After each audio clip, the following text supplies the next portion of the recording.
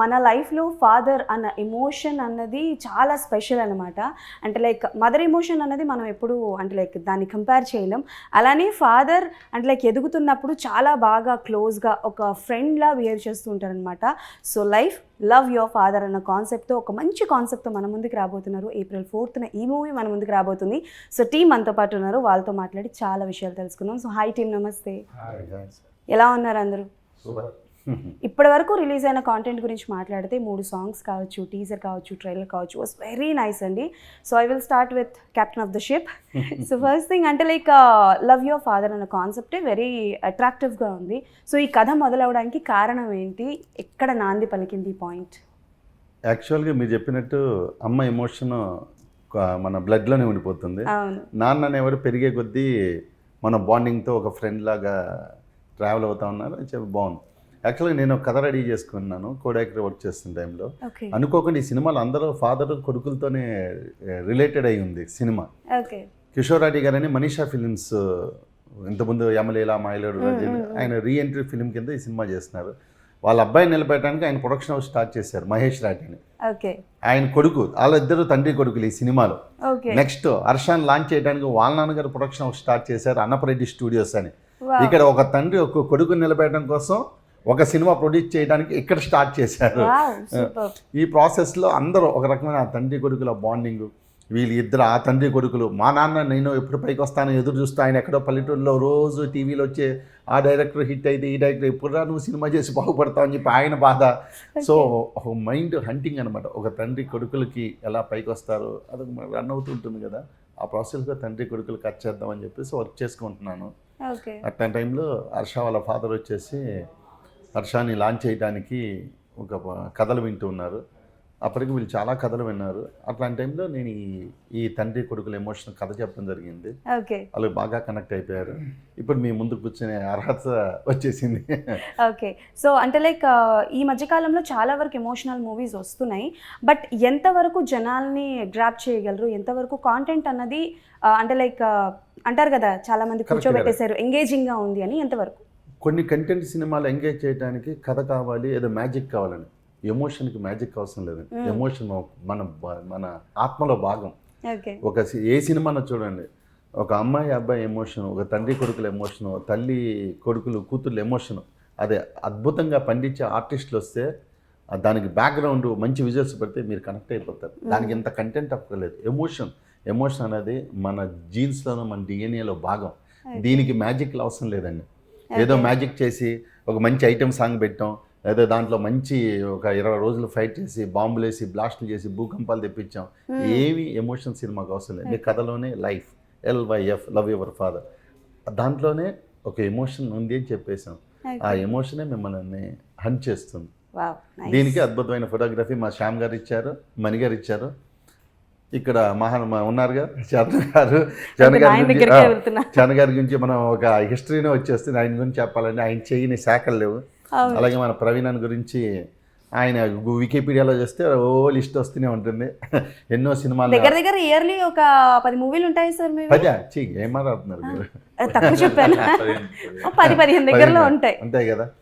ఆయన ఎంత ప్రాణం అయ్యారంటే వాళ్ళిద్దరూ. ఈ సినిమాను మేము కథగా రాసుకున్నప్పుడు ఒక రూమ్లో కూర్చొని ఏదో ఊహల్లో రాసేసుకుంటాం. ఒక తండ్రి అంటే ఇలా ఉండాలి, ఒక కొడుకు ఎమోషన్. దాన్ని ఏదైతే పేపర్ మీద రాసుకున్నానో 100% మనం 100కే 100 మార్కులు వేసుకున్నాం. ఆ పైన ఇంకా లేవు పారామీటర్స్. ఆ పైన పారామీటర్స్ ఏమన్నా కూడా మా చరణ్ గారికి ఇవ్వాల్సి వస్తుంది. అలాగే ఆ చరణ్ గారి పక్కన ఒక ఫ్రెండ్ క్యారెక్టర్ ఉంటుంది, ప్రవీణ్ గారు. అదే ప్రవీణ్ గారు ఇటు హర్షాకు కూడా ఫ్రెండ్గా ఉంటాడు. అదే ఈ కథలో ఉన్న చిన్న స్పెషల్. అదృష్టం అండి, ఫాదర్ కి అటు పక్క కొడుక్కి ఫ్రెండ్ క్యారెక్టర్. ఒక రకంగా. సో అది ప్రవీణ్ చేసిన హెల్ప్, ఒక నాకు బ్రదర్ లాంటి వాడు. వాళ్ళిద్దరూ ఈ సినిమాని సోల్స్ ఒక హార్ట్ నిలబెట్టేశారు అన్నమాట. సినిమా హర్షాన కంటెంట్ లేకపోతే చేయడానికి ఉండదన్న. మంచి రైటింగ్, మంచి కంటెంట్ ఉంది దానికి మా హర్ష కూడా తోడయ్యాడు. మీరు ఈ సినిమా చూసినప్పుడు ఇది హర్ష మేము డెబ్యూ అని పేపర్లోను పక్కన బ్రాకెట్లో DBU అని హర్ష అన్న. ఫస్ట్ మనం నేను ఎంటర్ అయిన రోజు ఎమోషనల్ సీన్స్ ఉన్నాయి. హర్ష డెబ్యూడెంట్ కదా, కొంచెం ఒక 20 రోజులు షూటింగ్ అయిన తర్వాత వేద్దాం భయ్యా అన్నారు మీరు. అవును కట్ చేస్తే రోజు దినదిన ప్రవర్ధమానం అన్నట్టుగా రోజు ఎమోషన్ ఫస్ట్ సినిమాలో అంతలా చేయటం గొప్ప అన్న. నేను మొన్న ఆడియో ఫంక్షన్లో కూడా చెప్పాను హర్షకి. నిజంగా తను లేనప్పుడు కూడా తను ఇద్దరు అదే మాట్లాడుకున్నాం. ఎందుకంటే ఇప్పుడు హర్ష ఉన్న టైంలో మాట్లాడుకుంటాం, ఓకే ఏదో పిల్లాడిని పొగిడేస్తే పాడైపోతాడు అనుకుంటాం. కానీ మీ ఇద్దరం పర్సనల్గా మాట్లాడుకున్నప్పుడు ఫోన్ కాన్వర్సేషన్లో కూడా అప్పుడప్పుడు ప్రవీణ్ అదే అన్నాడు, అన్న డే 1కి ఆ లాస్ట్కి వచ్చేసరికి చాలా బాగా చేశాడు హర్ష. సో వీళ్ళ ముగ్గురు ఈ సినిమాకి ఒక ప్రాణం లాంటి వాళ్ళు. లైఫ్ వీళ్ళ ముగ్గురితో ఇంటర్వ్యూ చేయటం నాకు లైఫ్లో మెమరబుల్ ఇన్సిడెంట్. లైఫ్లో ప్రధాన పాత్ర చరణ్ గారిది, దాని చుట్టూ మా పాత్రలు తిరుగుతుంటాయి. ఒక్క సీన్ అన్న కట్ చెప్పినప్పుడు ఆ కంటెంట్ అర్థమైంది. చరణ్ సార్ ఇప్పుడు ఆయన గురించి చరణ్ గారు చాలా బాగా చేశారండి అంటే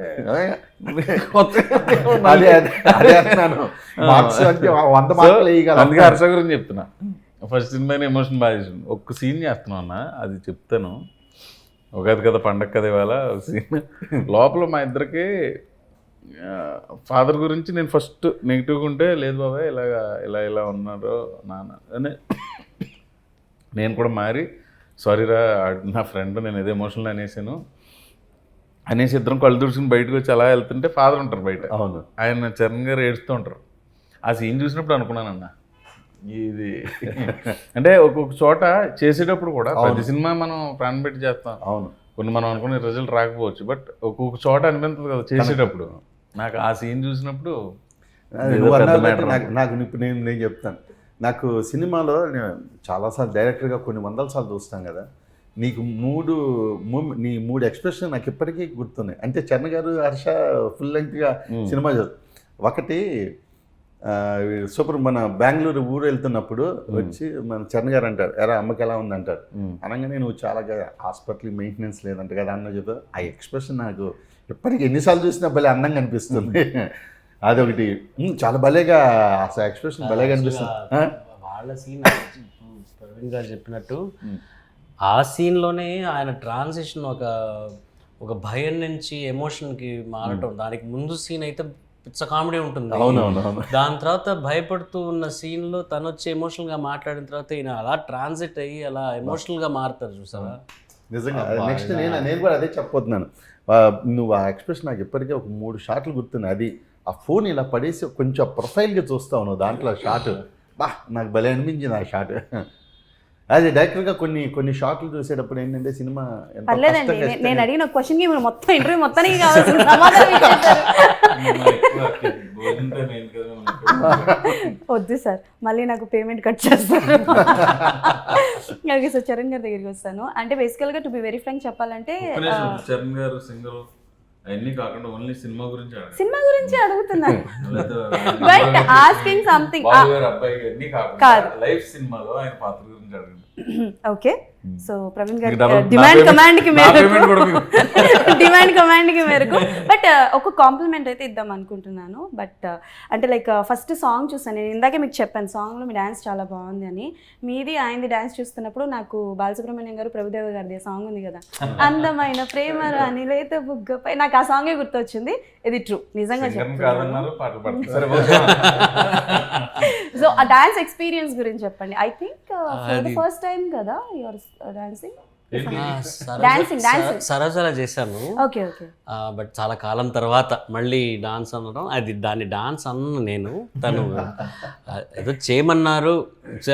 ఏంటంటే సరే త్వరగా నేను డాన్స్ చేయలేను, నాకొద్దు అని ఇలా బట్టి పెట్టడం కన్నా చేసేస్తే త్వరగా అయిపోతుంది కదా. ఓకే, మన సినిమాలోకి దిగేసాం, రంగంలోకి దిగాం, ఇంకా ఈదాల్సిందేగా, ఇంకా you have to get it done with, సరే త్వరగా అయిపోతుందని. అది ఆ 7 టేకులు 8 టేకులు చేసి ఇంకా నా వల్ల మొన్న కూడా స్టేజ్ ఎక్కినప్పుడు కూడా స్టెప్ సరిగ్గా రాలా. అది మా ఎడిటర్ మహానుభావుడు ఆయన బాగా కట్ చేశాడు, బాగా చూపించారు. మా మాస్టర్ మోయిన్ మాస్టర్ గారు బాగా కంపోజ్ చేశారు. నాకంటూ సరే ఇంత సింపుల్గా పెట్టుకుంటాం సార్, అది ఎక్కువ కాంప్లికేటెడ్ లేదని కాంప్లికేషన్ అంతా హర్షాకి ఇచ్చి, నాకు ఊరికే ఆ హుక్ స్టెప్స్ మటుకు చిన్నగా నీట్గా నేర్పించాను. బట్ హుక్ స్టెప్స్ కూడా కొంచెం కాంప్లికేటెడ్ గానే ఉన్నాయి కదా. ఎంతైనా ఒక హీరోకి ఒక స్టెప్ చేయించాలి అన్నప్పుడు కొంచెం ఒక కాంప్లికేషన్ ఉండాలి కదా. అసలు రైమింగ్ టైమింగ్ అదిరిపోయింది. సినిమా మొత్తం ఇట్లాగే మామూలే కాదు. కానీ ఆయన చెప్పిన దానికి ఈయన టైమింగ్కి ఆయన చెప్పిన ఎమోషన్స్కి ఏంటో ఆయన భయపెట్టగలరు, నవ్వించగలరు, ఏడిపించగలరు. అబ్బో, నన్ను అయితే ఏడిపించేశారు, అయ్యో. నన్ను అయితే నిజంగా ఏడిపించారు. ఓకే, సో హర్ష గారు, so working with these kind of legendary people, so ఎలా అనిపించింది? This is the first one right, debut. So ఎక్కడైనా కొంచెం భయం, బెరుకు లాంటిది ఏమైనా? భయం కాదులే కానీ నాకు వాళ్ళ అంటే ఎలా ఉంటారు అనేది ఒక డౌట్ ఉండేది స్టార్టింగ్ నుంచి. సార్ కానీ లేదా ప్రవీణ్ అన్న కానీ మనకి ఆ ర్యాప్ ఇస్తారా, కంఫర్టబుల్ జోన్ అనేది ఇస్తారా లేదా, ఇవ్వకపోతే నాకు తెలిసి అంత బాగా వచ్చేవి కాదు సీన్స్ కానీ ఏవి. వాళ్ళు నాకు ఒక ఫ్రెండ్ లాగా ఒక అన్ని సీన్స్లో ప్రతి దాంట్లో నాకు సపోర్ట్ చేస్తున్నారు. ఇలా నాకు డౌట్స్ వస్తే అడగడం, లేదా వాళ్ళే ఇన్పుట్స్ చెప్పడం, ఇది చేస్తే మనకి సీన్ పరంగా, స్టోరీ పరంగా వెరీ ఫస్ట్ డే నుంచి తనతో ర్యాప్ తన ఇంట్రెస్ట్ అలా ఉంది. మొత్తం ప్రవీణ్ ఆయననా? ఏదైనా సీన్ చెప్పినాను అన్న, ఈ సీన్ లో కొంచెం ఇంప్రవైజేషన్ ఇలా చేద్దాం అన్న బాగుంటుంది. ఈవెన్ హర్షాకైనా, ఎందుకంటే చరణ్ గారికి వాళ్ళిద్దరున్న ఫ్రెండ్షిప్ వేరు, మా టీంకి మాత్రం మెంటర్ ప్రవీణే. అది ఓపెన్ గా చెప్పొచ్చు. ఏదన్నా నేను తప్పు చేస్తున్నాను అనుకన్నా, చిన్న ఏదన్నా ఏదో ఇలా చెయ్యి అన్న, భలే ఉంటుంది అన్న, ఇలా చేద్దాం అన్న, ఇలా మెరుగ్గా చేద్దాం అంటే నాకు ఫ్రెండ్ ఈ కెలుకుడు కాదు నా మీద ప్రేమే. ఎలా చేద్దాం అన్నా అంటే ఆయన ఒప్పుకుంటేనే ప్రతి చోట ఇది ఇలా అడుగుతాం మేము డైరెక్టర్ని. మీ పాయింట్ ఆఫ్ వ్యూ చెప్తారు అంతేనా? పాయింట్ ఆఫ్ వ్యూ కదండి, ఇది సార్ ఇలా చేయను అంటే డైరెక్టర్ గారు ఒప్పుకుంటే ఓకే, లేదు అది వద్దు అంటే అది ఆపేస్తాం. మరి అది లేకపోతే 2-3 సార్లు నేను ఒప్పుకోలేదు, మా ఇద్దరి మధ్య అది కూడా జరిగింది. అది వచ్చేసి అన్న ఇది మాద్దాను, లేదు ఇదే చెప్పు, లేదన్న ఇది మాద్దాను. నాకు డైరెక్టర్ గారి చేతిలో ఉంటుంది, మేము అడగటం మా బాధ్యత. సార్ సార్ అంటే ఓకే బాగానే ఉంది వెళ్ళండి, వద్దు ఇదే అంటే అదే అడగటం వరకే, అడగడం మన బాధ్యత. కెప్టెన్ గ్రాంట్ చేయలేదు. కెప్టెన్ అంటే ఈ సీన్ లో ఉన్న ఏదైతే ఈ డైలాగ్ ఉందో, ఈ డైలాగ్ ఎక్కడో ఒక రిఫ్లెక్షన్ ఉంటుందని చెప్పి రాసుకుంటా ఉన్నాం. వచ్చిన ప్రాబ్లం ఎక్కడ వస్తుందంటే, ఆర్టిస్టులకి డైరెక్టర్కి మధ్య గొడవలు ఎక్కడ, సెట్లో ఇబ్బందికరమైన సిచ్యువేషన్ ఏంటంటే, ఆ సీన్లో ఆ డైలాగ్ ఇబ్బంది అనిపిస్తుంది. తను ఆర్టిస్ట్గా పెర్ఫామ్ చేసేప్పుడు ఇదేముంది డైలాగ్ చెప్తే ఏముంది, కిక్ ఏముంది అనిపిస్తుంది. కానీ ఆ డైలాగ్ చెప్పడం వలన ఎక్కడో ఇంకో 10 సీన్ల తర్వాత దీనికి లింక్ అక్కడ వేస్తే బాగుంటుందని ఒక డైరెక్టర్గా రాసుకునేటప్పుడు అనిపిస్తుంది అనమాట. వీటి వల్లే డైరెక్టర్కి ఆర్టిస్టులకి మధ్య డిస్కషన్ జరుగుతుంటాయి బేసిక్గా. ఓకే, ఆయన క్యాప్టెన్ నాకు ఇందాకే అర్థమైంది. ఇందాక నేను కూర్చొని ఫోన్ చూసుకుంటుంటే యాంకర్ మీరేనా, క్వశ్చన్లు ఏం రాశారు అని అడిగారు. ఒక్కసారికి నేను భయపడ్డాను సార్. క్వశ్చన్ ఎందుకంటే చరణ్ సార్ ఏమన్నారంటే సినిమా గురించి అడిగితేనే బాగుంటుంది, అలా కాకుండా నాన్నగారిది నాది అవన్నీ అడుగుతున్నారు, అవి సినిమాకి సంబంధం లేని కదా, మనం పర్సనల్ ఇంటర్వ్యూలో చెప్పుకోవచ్చు అంటే. అందుకని అంటే బేసికల్ గా చరణ్ గారు దొరకడమే చాలా కష్టం, ఇంటర్వ్యూస్ చాలా తక్కువగా ఇస్తారు కదా, మేబీ దాని గురించి అడిగి ఉంటారు. మీరు రాసుకుని ఉంటారు కదా, ఇవి అడగండి. అడగడం తప్పు కాదు, మీరు అడిగిన టోన్ లో నాకు భయం వేసింది నిజంగా చెప్పాలంటే. ఈయనేంటి ఇంత సీరియస్ గా ఉన్నారు, ప్రిపేర్ అయిపోదా అని చెప్పి మళ్ళీ నేను నెక్స్ట్ ప్రిపేర్ అవుతున్నాను. ఓ వెయిటింగ్ మార్చిన మార్పు అనమాట. ఓకే, సో ప్రవీణ్ గారు మీకే క్వశ్చన్.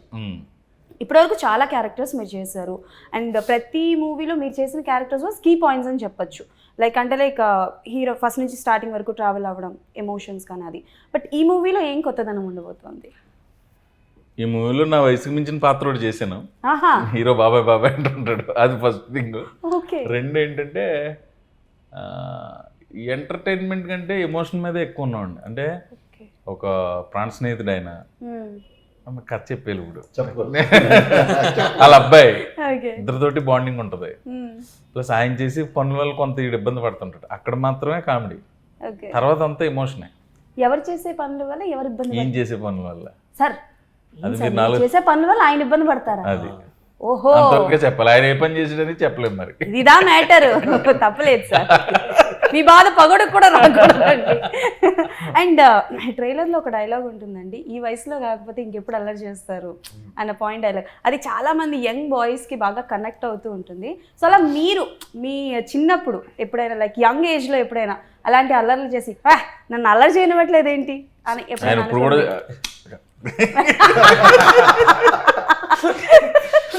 చెయ్యకుండా ఎదిగిన వాళ్ళు ఎవరన్నా ఉన్నారా ఉంటారా?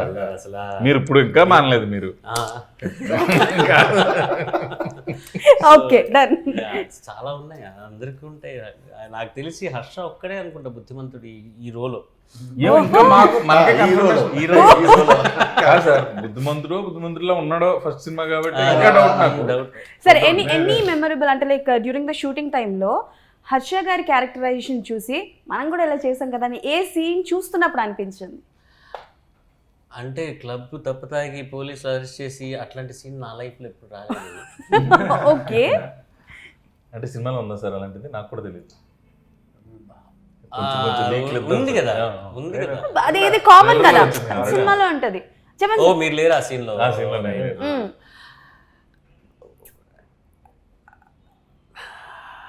ఇప్పటి వరకు చెప్పండి, ఇప్పటి వరకు తెలియంది చరణ్ గారి గురించి ఒకటి తెలియబోతోంది. లేదు, అట్లాంటి సీన్ లేదు. అంత ఘోరమైన సీన్లు లేవు సినిమాలో. ఇది కమర్షియల్ సినిమా అయినా ఫ్యామిలీతో కూర్చొని చూడదగ్గ సినిమా. ఓకే, సో అట్లాంటి అల్లర్లు లేవి ఈ సీన్స్ లో లేవు. ఓకే, అల్లరి లేవు. మీ లైఫ్ లో ఎక్స్పీరియన్స్ చెప్పండి. అంటే ఏని కొంటేతనం అల్లరి అట్లాంటిది? స్కూల్ డుమ్మా కొట్టి వీడియో గేమ్లు ఆడటం, ఓహో. ఇండియా ఇంగ్లాండ్ మ్యాచ్కి వెళ్ళినాం, ఫైనల్ డే టెస్ట్ మ్యాచ్కి. ఇట్లాంటివే ఇంటికి వచ్చిన తర్వాత సూపర్గా మా అమ్మకి చాలా ఎంటర్టైన్మెంట్ ఇచ్చేవాడిని నేను. ఎందుకు ఖాళీగా ఉన్నావు? ఎందుకమ్మా ఊరికే బోర్ కొడుతుందిరా ఇట్రారా అని చెప్పి వాయిస్తూ ఉంటాను. జనరల్ గా చేతులైనా సార్ ఏమైనా వాడేవారా? స్టిక్ బెల్ట్, మా నాన్నగారి బెల్ట్. ఓహో సూపర్ సార్. అమ్మో, మీరు చేతికి దొరికింది ఇవాళ జీపురు. ఓహో, అట్లా జరుగుతుంటాయి అన్నమాట. చపాతీ చేస్తున్నప్పుడు అస్సలు వంటింటి సైడ్ ఇక్కడ. మీరు ఎక్స్పీరియన్స్ పర్సనల్ లైఫ్. సరే మీ క్వశ్చన్ మారుస్తాను. ఇందాక ఎలాగో పార్టీ అనే పదం వాడారు కాబట్టి మీరు ఎక్కువగా పార్టీ ఇండస్ట్రీలో ఉన్న ఫ్రెండ్స్ లో ఎవరితో చేసుకుంటారు పార్టీస్? ఇండస్ట్రీలో పార్టీలు అంటారు కానీ అంత ఏమి ఉండదండి. సాయంత్రం అయ్యేసరికి పని చేసి మళ్ళీ ఏదో డబ్బింకో వెళ్తారు, ఇంకా ఫ్యామిలీ లైఫ్ లోకి వెళ్ళిపోతారు. పార్టీ అంటే మేమైతే ఒక 10 members ఒక గ్రూప్ ఉన్నాం. నేను, వెనిల్ కిషోర్, శ్రీనివాస్ రెడ్డి, సత్య, రాజేష్, చిత్రం సీను, రఘు కార్మంచి, నవీన్, ఇలా మా బలగం వేణు, ధనరాజు. మేము నెలకోసారి కలుస్తాం. ఇప్పుడు అది కూడా తగ్గింది, 3 నెలలకోసారి ఇప్పుడు కలుస్తాం. ఆ రోజు ఒక 3-4 hours ఫుల్ ఎంటర్టైన్మెంట్ ఉంటుంది. మామూలు ఎంటర్టైన్మెంట్ కాదు కదా. తెలుసులేండి, ఫ్లయింగ్ కలర్స్ అని ఒక గ్రూప్ ఉంది, అంతే మేమే. మిగతా అప్పుడు పెద్దగా పార్టీ. ఓకే, సో హర్ష గారు అంటే ఇందాక చూపించినట్టు చాలా వరకు పార్టీస్ అన్నవి యంగ్స్టర్స్కి బాగా కనెక్ట్ అవుతుంటాయి కదా. మీ ఫాదర్ వచ్చేసి వైస్ ఛాన్సలర్ అని విన్నాను కాలేజ్కి. మీరు అంటే లైక్ మూవీస్ చేస్తాను, సినిమాకి వెళ్తాను అంటే ఎవరు ఒప్పుకోరు. అలాంటిది ఫాదర్ ప్రొడ్యూస్ చేస్తారు అని చెప్పి అన్నారు. ఎలా ఒప్పించారు మీ ఫాదర్? బేసికల్గా మా అమ్మ అయితే చీపురు కట్ట తీసి కొడతానంది ఫస్ట్ వెళ్తానంటే. ఆ తర్వాత ఏదో కష్టపడి ఒప్పించారు అనుకోండి. చెప్పండి ఏంటండి ఎంత మాట అన్నా? అంటే ఇప్పుడంటే కొంచెం ఇలా తయారయ్యాం, అప్పుడు కొంచెం నాజుగ్గానే ఉండేది. సరే మన టాపిక్ బాగా పెడదాం హర్ష గారు. అంటే యాక్చువల్గా ఆయనకి ఉందండి చేయాలని చెప్పి, చిన్నప్పటి నుంచి ఉంది. హీరో అనుకున్నారండి, తర్వాత అప్పుడు కుదరలేదు. ఆయన వైస్ ఛాన్సలర్ అయిపోయారు, అలా అబ్బాయిని దింపారు. అది అందుకని చెప్పి నాకు అది ఈజీ అయిపోయింది. మీకు ఇంట్రెస్ట్ ఉందా? నాకు చిన్నప్పటి నుంచి నాకు కూడా ఉందండి. ఎవరు ఇన్స్పిరేషన్? ఫస్ట్ చిరంజీవి గారు, నెక్స్ట్ బన్నీ అన్న. Okay, dialogue if you don't mind task ఇస్తున్నాను అని అనుకోకపోతే ఏదైనా ఒక డైలాగ్ చెప్తారా బన్నీ గారిది? పుష్ప డైలాగ్ చెప్పండి. మీ నాన్నగారికి పుష్ప అని మా మూవీతో కంబైన్ చెప్తా. అది సూపర్. LYF April 4th నీ ఎవ్వ తగ్గేదేలా. నేనేంటి ఇంత క్యూట్గా చెప్పారు, మీరు ట్రై చేస్తారా? అబ్బో. అండ్ మీరు చెప్పండి, లవ్ యువర్ ఫాదర్ మూవీలో త్రూ అవుట్ ద మూవీలో ఎనీ పర్సనల్ ఎక్స్పీరియన్స్డ్ థింగ్స్ ఏమైనా మీరు సీన్స్ కానీ అందులో పెట్టడం జరిగిందా? What ever is that. అది మధుమతి సాంగ్ కావచ్చు, పార్టీ సాంగ్ కావచ్చు, or else father emotion song. మీరు చాలా తేలిగ్గా తప్పించుకోవాలని చెప్పి ఫాదర్ ఎమోషన్ అని మాత్రం చెప్పకండి సార్. మధుమతి లాంటి సాంగ్ లాంటి మీ లైఫ్ లో అట్లాంటివి ఏమైనా జరిగినాయి సార్? అట్లాంటి లేవు సార్, మొదటి జీవితంలో అయ్యేం జరగలేదు సార్. షూరా సార్? షూర్ సార్, ఇదికెచ్చుకోండి నన్ను, మీకు దన్నం. మీ ఫ్యామిలీ వచ్చారు కదా, అదే మీరు స్కెచ్ చేస్తారు లేకపోతే చెప్పేవాడు కదా. ఇక్కడ మరి వినపడేటట్టు కూర్చున్నారు ఆవిడ కూడా. సరే మనం ఇంకొంచెం ఇరికిద్దాం సార్, పర్లేదు. చెప్పండి ఎనీ ఎక్స్పీరియన్స్. సినిమా కథ రాసుకునేటప్పుడు ఏంటంటే అంత పర్సనల్ ఎక్స్పీరియన్స్లు ఈ వయసుకి వచ్చిన తర్వాత ఉండవండి. ఇక కథ మీద బ్యాలెన్స్డ్గా వెళ్ళిపోతారు. లవ్ యువర్ ఫాదర్ మీరు అన్నట్టు లవ్ యూ ఫాదర్ కూడా కొంచెం లవ్ యువర్ ఫాదర్ కంటెంట్ కాబట్టి ఫాదర్ తోటి ఉన్న ఎమోషనల్.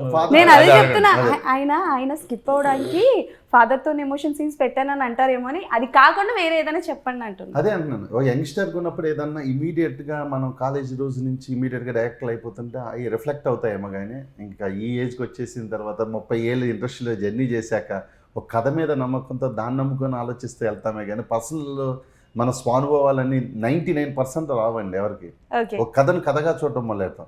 ఒక తండ్రి కొడుకులో జెన్యూన్ ఎమోషన్తో సినిమా చేయాలనుకున్నాను. మీరు అన్నట్టు నా తండ్రికి నాకు ఒక అనుబంధం ఉంటుంది. అనుబంధంలో నేనేదో పాడైపోతానని చెప్పి ఆయన స్ట్రిక్ట్గా ఉండటం, అది చేయటాలు, కొట్టేయటాలు, తన్నేయటాలు అవన్నీ ప్రతి ఇంట్లోనూ జరిగేవి.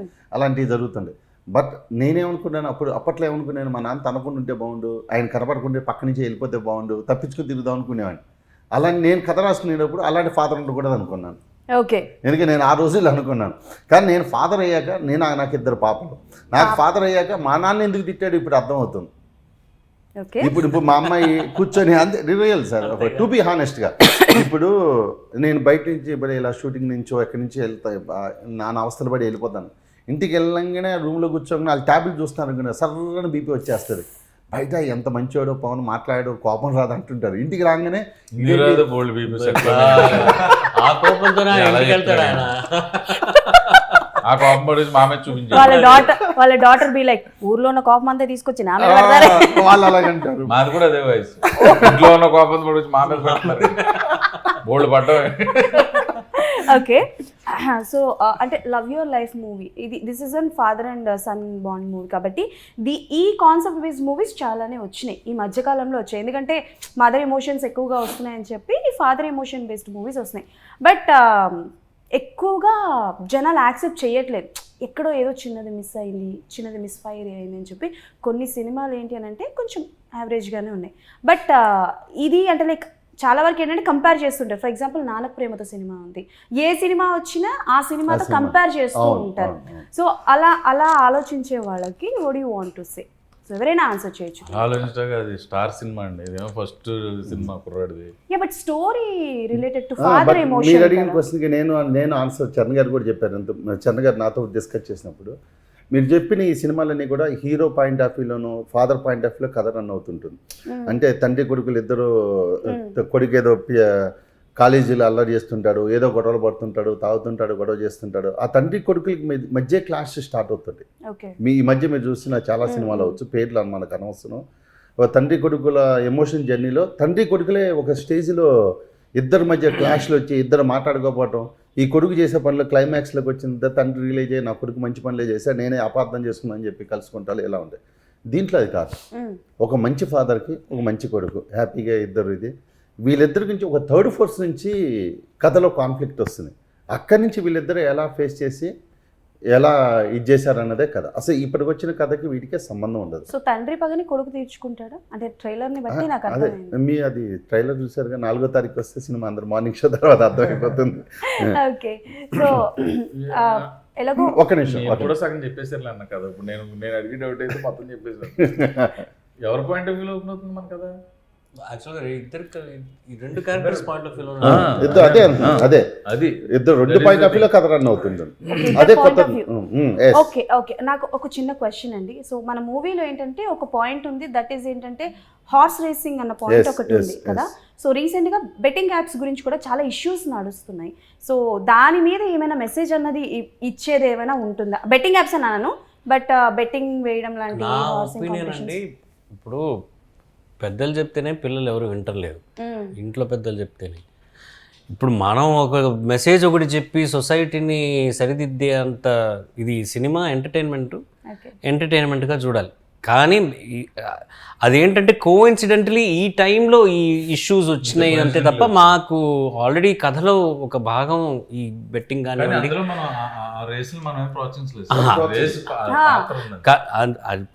అదే యాజ్ కోఇన్సిడెంటల్గా ఇది మంచిది అని మేము ఎక్కడ చెప్పట్లా. ఇట్లా ఒక ఇన్సిడెంట్ జరిగింది, ఆ ఇన్సిడెంట్ నుంచి ఎలా బయటపడతారు వీళ్ళు అన్నదే ఒక one point of the script. So finally ఈ మూవీ ఎలా ఉండబోతోంది, ఏంటి, జనాలు మూవీకి వస్తే ఎలా? మంచి ఎఫర్ట్ పెట్టాం అందరం. నా రీఎంట్రీ, హర్ష డెబ్యూ, ప్రవీణ్ నవాబ్ షా, ఇంకా ఎన్నో మంది లెజెండరీ యాక్టర్స్, సీనియర్ యాక్టర్స్ ఇండస్ట్రీలో ఈ సినిమాకి సహకరించారు. డైరెక్టర్ గారి ఫస్ట్ సినిమా. చాలా చాలా విషయాల్లో ఈ సినిమాలో ఉన్న ఎమోషన్స్ అన్నీ మా లైఫ్లో కూడా ఉన్నాయి ఇప్పుడు. ఎందుకంటే మా మనీషా ఆర్ట్స్ అండ్ మీడియా వాళ్ళది రీఎంట్రీ, వీళ్ళ నాన్నగారిది first production. So it's everything put together. ఒక మంచి సంకల్పం, మంచి ఎఫర్ట్ పెట్టాం ఈ సినిమాలో. సినిమా బాగా వచ్చింది. ఇంకా దీని తర్వాత అద్భుతమైన చిత్రం మీరు వచ్చి చూస్తే మీ జీవితం మారిపోతుందనే ఇట్లాంటి కబుర్లు నేను చెప్పను. మంచి సినిమా, మీరు సినిమాకి వెళ్ళాలని అనుకునే పరిస్థితుల్లో ఇది ఒక మంచి సినిమా. చూడండి, చూస్తే మీకు నచ్చుతుందని నా అభిప్రాయం. ఓకే, థ్యాంక్ యూ అండి, థ్యాంక్ యూ సో మచ్.